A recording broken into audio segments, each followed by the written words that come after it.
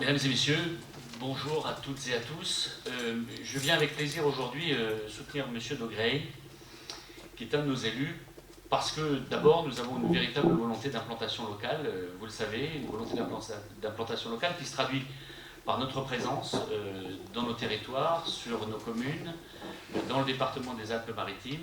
Lorsque je suis arrivé aux responsabilités, moi, on m'a expliqué pendant de longs mois de campagne, de longues semaines, et même pendant les premiers mois de mon mandat, qu'un maire Rassemblement National, ça pouvait être tout à fait terrifiant. Que la mer n'irait plus jusqu'à notre rivage, qu'elle se retirerait, qu'il y aurait des pluies de sauterelles, que les touristes ne viendraient plus. Bref, vous pouvez être victime aussi de ce genre... Absolument, on n'est pas très loin de la mer. Vous n'êtes pas très loin de la mer non plus, vous pouvez être victime aussi de ce genre de campagnes qui ont pour objectif de nous diaboliser, vous le savez, et de nous discréditer. Or, je crois qu'au contraire, nous avons fait la démonstration de notre capacité à gérer des collectivités territoriales, non seulement à les gérer, mais probablement même à les gérer mieux que les autres. Je ne vais pas parler de Fréjus parce que ce n'est pas le sujet qui nous intéresse, mais enfin quelques mots quand même. Lorsque nous sommes arrivés aux responsabilités, il y avait une dette de 140 millions d'euros pour un budget annuel de 100 millions d'euros. Autant vous dire que la ville était au bord de la faillite, et pas à pas, pied à pied, avec de la volonté, avec de véritables réformes qui ont été engagées, tant au niveau des marchés publics qu'au niveau du fonctionnement général de notre collectivité. Nous avons réussi à mettre la ville sur pied et même à baisser la fiscalité locale, en particulier la taxe des ordures ménagères, et à baisser la dette. Mais nous avons fait preuve de bon sens, en fait, car je crois que c'est ce qu'attendent nos compatriotes. Ils attendent de notre part du bon sens, de la bonne gestion, et surtout ils attendent de la part des collectivités territoriales qu'elles soient un peu remparts face à la politique de l'État. Lui qui charge les collectivités territoriales, qui fait des économies sur le dos des collectivités territoriales, qui augmente la pression fiscale, c'est le cas des départements, c'est le cas des régions, parfois aussi des communes quand elles sont moins bien gérées, mais l'État qui, lui, ne fait pas d'économies, est incapable de les faire. Nous les faisons concrètement, et donc, du coup, nous faisons un peu rempart face à l'écrasement fiscal dont sont victimes les Français. Je crois que la ville, de ce côté-là, peut envisager. C'était le cas à Hénin-Beaumont, où nous avons baissé massivement les impôts. C'était le cas à Beaucaire, c'était le cas à Fréjus, et dans la plupart des communes que nous gérons. Donc, cette capacité à gérer mieux que les autres, probablement, je le dis sans fanfaronner, mais je le dis quand même, parce que je pense que c'est la réalité. Une crédibilité, donc, que nous avons obtenue grâce à nos gestions, et des modifications concrètes dans la vie quotidienne de nos compatriotes. Car nous faisons par exemple de la sécurité une de nos priorités. Je crois que c'est un élément, dans tous les sondages, il y a eu un sondage d'Un Var Matin ces jours-ci, qui exprime que la sécurité demeure une préoccupation concrète de nos compatriotes, une préoccupation importante, probablement la première, et une ville peut faire beaucoup dans ce domaine-là. Ça, ce sont des choix politiques. On dit parfois que les municipalités sont moins politiques que d'autres élections. Il y a quand même un certain nombre de marqueurs. La sécurité en fait partie, et la sécurité doit demeurer une priorité. Il y a des marqueurs de gestion. À Fréjus, par exemple, le fonctionnement pèse toujours, et pesait encore davantage par le passé, extrêmement lourd. Nous avons fait un plan de non-renouvellement d'un certain nombre de départs à la retraite pour alléger les charges de fonctionnement. Ça, c'est des baisses nettes de dépenses. Et nous avons supprimé aussi toute une série de mauvaises dépenses. Parce qu'il y en a dans les collectivités. Vous savez, quand les systèmes se succèdent les uns aux autres sans qu'il y ait jamais un regard neuf, en fait, sur le budget de la collectivité, eh bien, des erreurs de gestion se font. Et quand on a un regard neuf, on peut justement tout remettre à plat et faire en sorte, par exemple, de renégocier des marchés publics. Un certain nombre de services ont été réinternalisés à Fréjus. D'autres ont été externalisés. Je pense au nettoyage de nos écoles. C'est 150 000 euros d'économie par an. C'est un poste important. Bref, avec un regard neuf, avec une vraie volonté de bon sens et de bonne gestion, on arrive à faire des économies au quotidien. Et surtout, nous avons fait preuve d'une diversité dans le domaine culturel qui ferait rêver probablement tous ceux qui me donnent des leçons à ce sujet-là. J'ai pas de nom en tête et c'est pas la peine de les citer, mais outre Johnny Hallyday, Bob Sinclair, Martin Solveig et beaucoup, Maître Gims cet été, Big Flo et Oli, bref, on nous avait dit, oh là là, Fréjus, les artistes ne viendront plus, et finalement, il n'y a jamais eu autant d'artistes, et jamais eu autant de beaux artistes, parce que moi j'aime tous les styles de musique, aussi bien la musique moderne que la musique plus traditionnelle, et donc je crois qu'on a fait la démonstration du contraire. Non, moi je pense que le sujet de la culture est un sujet tout à fait central. Je pense qu'il faut permettre d'accéder à la culture au plus grand nombre de nos habitants, parce que c'est bon pour le cerveau, c'est bon pour notre intellect, ça nous permet de penser, de réfléchir et de voir plus loin. Je crois que c'est ce que nous avons fait, et je pense franchement que nous avons été de ce point de vue-là exemplaires, et je pense que je fais plus qu'une bonne partie des maires du Var aujourd'hui. J'ai mis l'objectif de faire de Vence une ville plus belle, plus sûre, plus propre et plus dynamique. Voilà. Avec ça, si je reprends, c'est ce que j'ai repris les 4 points que je viens de vous citer, sur lesquels à chaque fois j'essaie de rajouter quelque chose. Plus dynamique, et David Rachid vous le dira sûrement, c'est difficile pour un maire de faire venir automatiquement des entreprises. Pour les inciter, qu'est-ce qu'il faut? Que la ville soit plus propre, que la ville soit plus sûre. Vous comprenez? C'est ça qui fait venir les gens. Mais un maire n'a pas la possibilité, bon, peut-être par relation, il peut toujours faire installer une entreprise plutôt qu'une autre, mais c'est beaucoup plus difficile quand vraiment son action, elle se limite à ces 3 postes, si vous voulez. Si on fait ça, les gens viennent, c'est sûr et certain. Nous, on a en plus un déficit touristique qui est important. Regardez, Saint-Paul-de-Vence, c'est 1 million de visiteurs. Vous savez combien de visiteurs à Vence? 100 000. Alors, j'ai demandé plusieurs fois à la municipalité actuelle, puisque je suis conseiller municipal, je dis mais pourquoi on ne fait pas une association avec l'Office du tourisme de Saint-Paul? De manière, une fois que les gens sont à Saint-Paul, c'est facile de monter jusqu'à Vence. Bon, ça a paru extraordinaire que je dise des choses comme ça. Alors, c'est en assurant, comme vous l'a dit David Rachid, la sécurité, la propreté, et de faire une ville qui paraît dynamique, c'est ça qui fera venir automatiquement les gens. Oui, c'est la question numéro 1. Je veux absolument sortir de la métropole. D'abord parce que le maire de Vence actuellement est un adjoint spécial, c'est tout. Je vous l'ai marqué dans mon petit papier, quand on veut, regardez, plus fort que ça, vous devez changer une ampoule dans la ville. Allô, la métropole, vous pouvez venir changer l'ampoule? C'est comme ça que ça se passe. Hein. On fait un permis de construire, on a un service d'urbanisme à la ville de Vence, on fait le permis, on dit oui, et on envoie à métropole qui dit oui ou qui dit non. Donc c'est tout comme ça. Le tourisme, on avait un office du tourisme qui marchait très bien, sur lequel, vous savez, on touchait une subvention sur l'argent que payent les hôteliers chaque fois qu'il y a un touriste qui vient. Ben maintenant, cet argent va à la métropole. Et c'est tout à la Vence. Donc le maire de Vence actuellement est un adjoint spécial. Voilà. Et à la disposition du président de la métropole. Même si on a des conseillers communautaires, c'est pas eux qui peuvent faire une révolution à Nice avec l'influence que peut avoir une capitale et surtout un président dépensier comme M. Estrosi. Je vais revenir donc sur la sécurité en posant une question à M. Rachlin. Vous avez donné quelques exemples tout à l'heure de ce que vous aviez fait au niveau de la sécurité. Donc je vous cite, donner des gilets pare-balles à la police municipale qui n'en avait pas, donner des armes neuves, financer des véhicules neufs. Mais en fait, moi je vois ça dans mon secteur et beaucoup de communes font ça également. C'est pas très nouveau en fait. Hein. Pas toutes, cher monsieur. Pas toutes, malheureusement. Et je crois, d'abord, il faut quand même rappeler un principe général. L'ordre public est assuré en principe par l'État. Et pourquoi de nombreuses collectivités font ce choix-là? Parce que l'État aujourd'hui, du fait de la RGPP et du fait du nombre de fonctionnaires territoriaux en moins, fait que la sécurité sur le terrain n'est plus assurée par l'État. On s'est aperçu que l'État n'était pas tourné en permanence vers nous, malheureusement, et je pense que c'est encore plus vrai pour des communes qui sont moyennes, voire plus petites que la mienne, et donc la collectivité doit prendre le relais. Le maire doit prendre le relais et ne peut pas se satisfaire de telles carences de la part de l'État. Même si philosophiquement je crois que c'est à l'État d'assurer l'ordre public, il n'en reste pas moins que quand il y a carence, il faut que la commune assume. C'est mon choix, ce sera le choix de mes amis politiques, et je pense que c'est une attente tellement forte, tellement importante de la part des populations, qu'il faut en parler. D'abord, on peut demander, mais on n'est pas les seuls à demander ça, on demande que les fichiers S soient signalés au maire. Il faut que le maire sache les gens qui sont dangereux dans sa commune. Ah non, c'est toujours pas fait, je suis désolé, on ne le sait toujours pas. Alors, moi j'estime que c'est quand même la moindre des choses.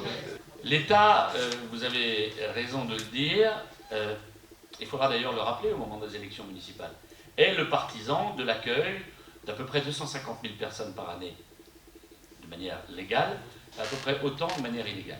Et on ne parle pas là des migrants, puisque M. Macron s'est fait le spécialiste de l'accueil des migrants au niveau européen, imposant cela d'ailleurs à la plupart de ses collègues chefs d'État, ou essayant de l'imposer, parce que certains ont résisté, comme M. Salvini lorsqu'il était aux responsabilités. Mais surtout, il délègue, parce que ça, nous sommes frappés par cela très directement, délègue l'accueil des mineurs non accompagnés aux collectivités territoriales, et en particulier, vous le savez, aux conseils départementaux.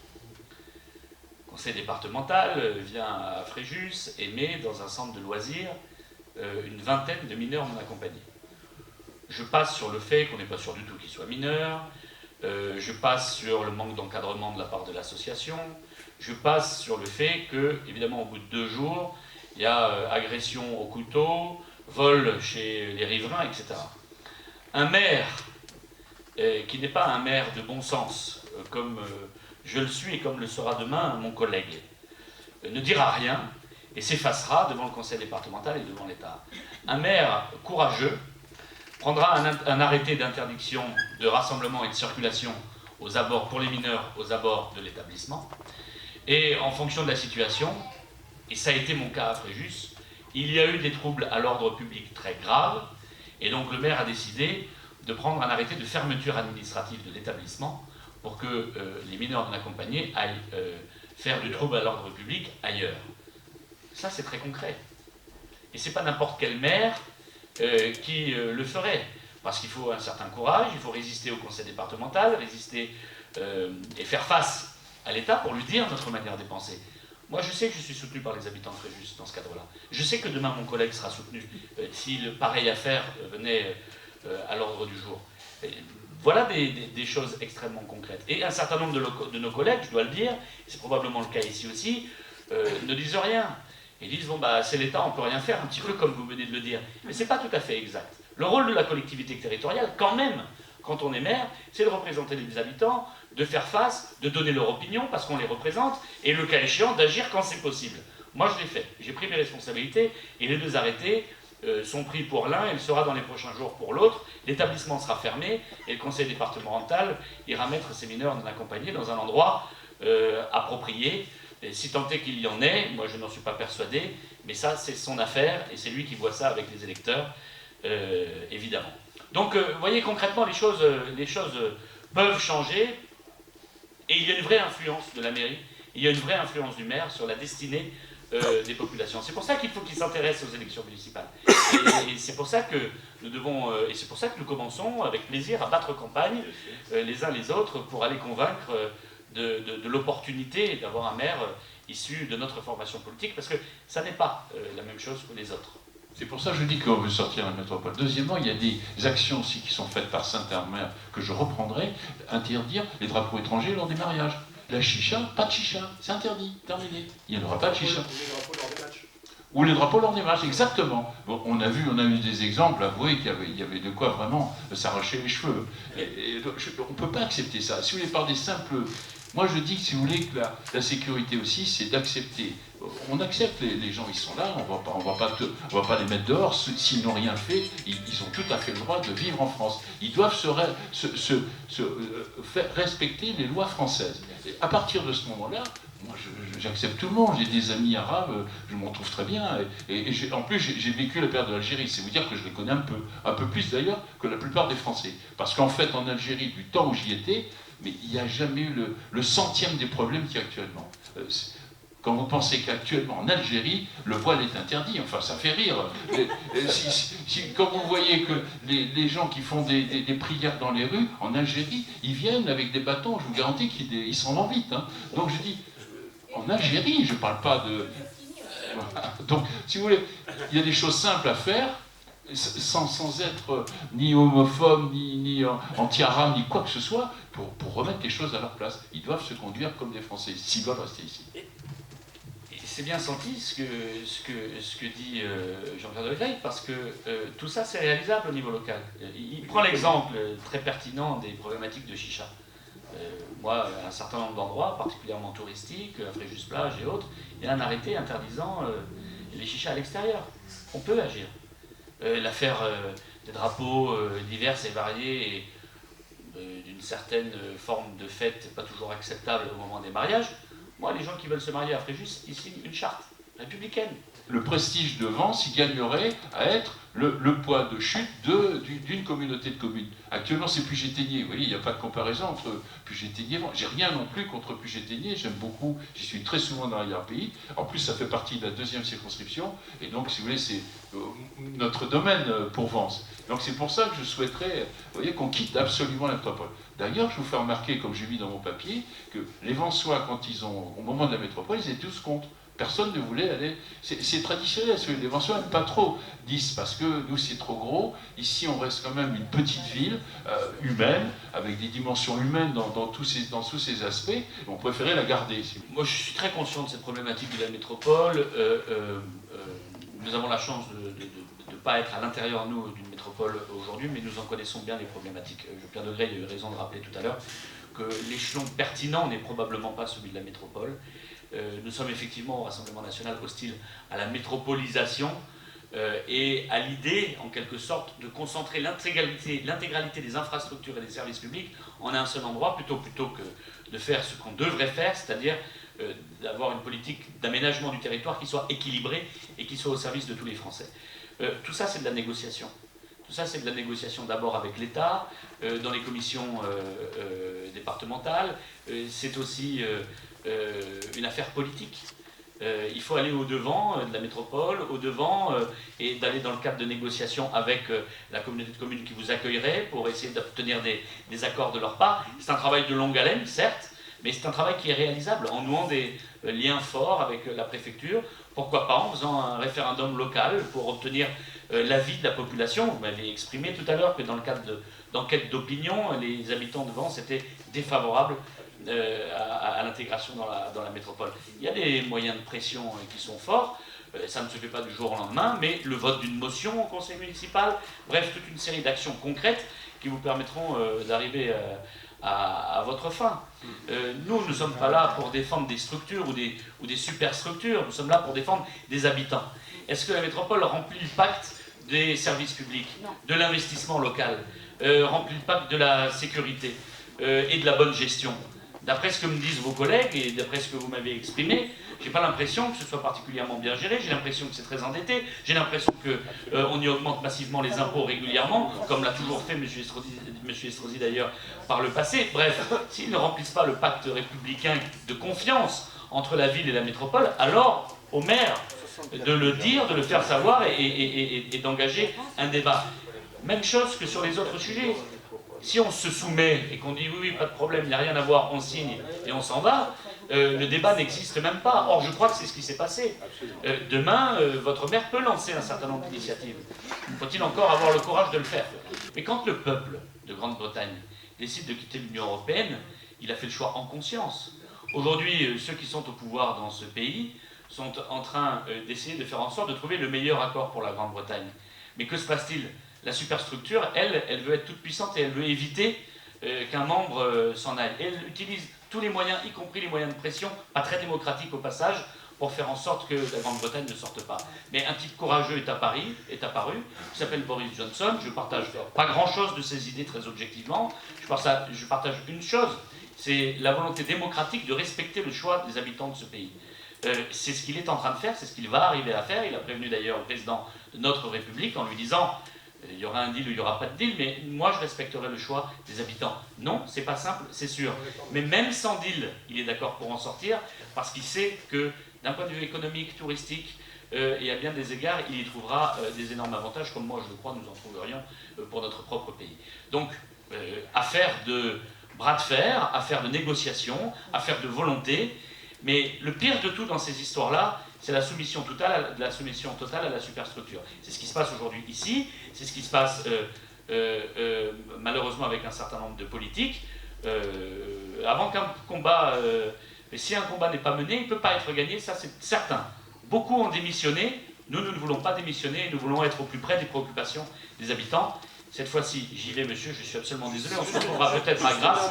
J'ai énormément d'amitié pour vous, mais cette fois-ci, je suis obligé, parce que vous voyez, j'ai mon chef de cabinet au bout de la salle, et je vais finir par me faire taper sur les doigts si j'arrive encore en retard à Grasse. Alors, merci à tous, bonne fin de journée, au plaisir de vous revoir.